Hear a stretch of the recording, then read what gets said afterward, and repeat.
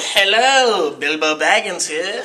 Today, children, I'm going to be talking about the Bible and creation. Let me have a seat. Thank you, Dylan. Let me pull out the chapter here. Genesis 1:1. As you can see, God said, "Let there be light," and so there was. In the beginning, God created the heavens and the earth.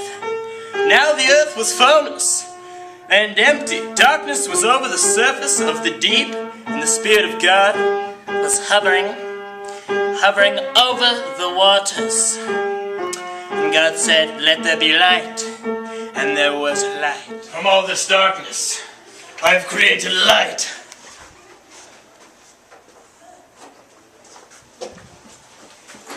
It's actually 5/7, and 52 minus 9, you see, it all adds up, and... excuse me. and so, you see, 8 therefore equals D. And so... Oh, hello! Didn't see you there. You've caught me in the middle of math class. You see, I have to tutor little Johnny. You see, he has an F. Yes. But enough of that. That's just math. That's silly business, really. Let's get back to Genesis 6. Alright. And God said, "Let there be an expanse between the waters to separate water from water." So God made the expanse and separated the water under the expanse from the water above it, and it was so. God called the expanse sky, and it was. And so there was evening and there was morning, the second day. With my holy divine powers, I have created water. Drink, my son, drink.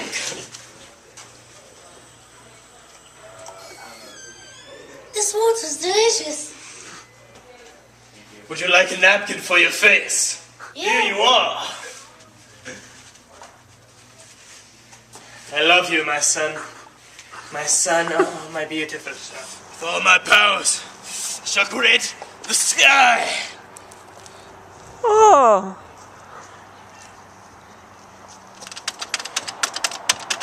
Oh, stupid thing stole my money. Oh, excuse me. Don't worry about that. That was nothing. All right, well, on to our next chapter of Genesis. Let me get my Bible here. All right. Genesis 9. And God said, "Let the water under the sky be gathered to one place, and let the dry ground appear." And it was so. God called the dry ground land, and the gathered waters he called sea. And God saw that it was good. By the power of Grayskull, I create land!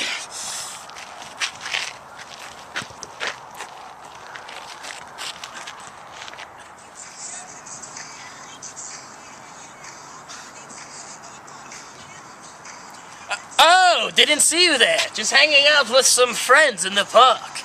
But anyways, back to some more religion lessons. On to Genesis 11. Then God said, "Let the land produce vegetation, seed-bearing plants and trees on the land that bear fruit with seeds in it, according to their various kinds." And it was so. The land produced vegetation, plants bearing seed according to their kinds, and the trees bearing fruit with the seeds in it according to their kinds. And God saw it was good, and there was evening, and there was morning on the third day.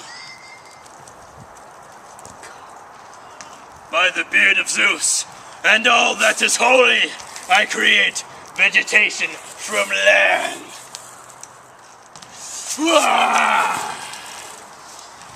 Life, vegetation. Ah yes, my painting, it is complete.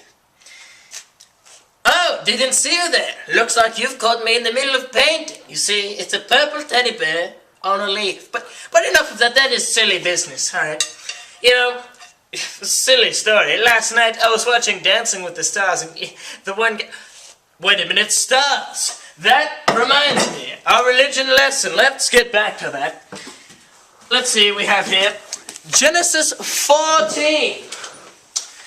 And God said, let there be lights in the expanse of the sky to separate the day from the night, and let them serve as signs to mark the seasons and the years. And let the lights be in the expanse of the sky to give the light on earth. And it was so. God made two great lights, the greater light to govern the day, and the light to govern the night. He also made the stars. God set them in the expanse of the sky to give them light on earth, to govern the day and the night, and to separate the light from darkness. God saw that it was good, and that there was evening, and that there was morning, the fourth day.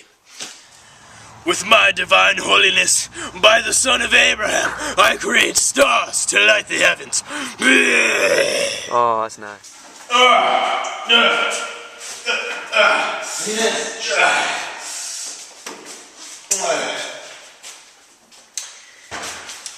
hello. Bilbo Baggins here. You've caught me in the middle of my bathroom break. You see, well, funny story. The other day I was watching, Deadliest Catch, and they were on their sea ship, and the birds, seas, wait, that reminds me. Hold on, let's see. We have here Genesis 20.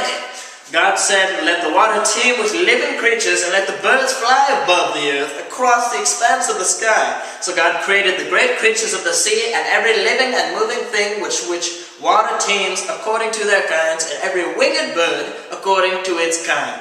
God saw this and said it was good. The fifth day. By the power of Birdman and Aquaman, I create birds to fly and fish to swim. Oh, that smells exquisite. Oh, these roses, they just... Oh, didn't see you there.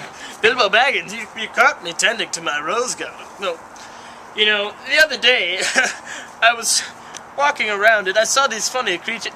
Wait, creatures? Oh, that reminds me, hold on. Let's see, I've got a verse in the Bible. Wait, Genesis 24. And God said, let land produce living creatures according to their kinds, livestock, creatures that move along across the ground, and wild animals, each according to its kind. And so it was. By the power of Jacob's ladder, I shall create land creatures.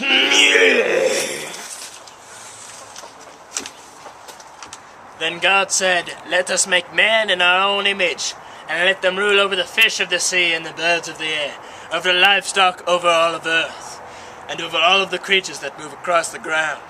God created man in his own image. In the image of God he created him. Male and female he created them. And God blessed them to be fruitful, and so it was. By the powers of butterflies and Scooby-Doo, combined I create man. Oh. Come here, my child. Oh, dude, hello. What's up, brother? Hey, nigga. Man, I'm awful tired after all that creating I've been doing, man. It's 7 days of creating. Or 6, 7th day, it's time for rest, I'm gonna lay down under this tree I created on the 3rd day. Alright? Tired.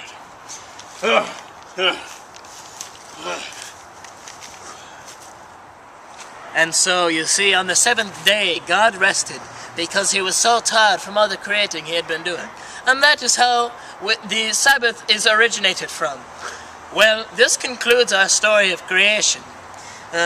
Until next time, my good children, Baggins out.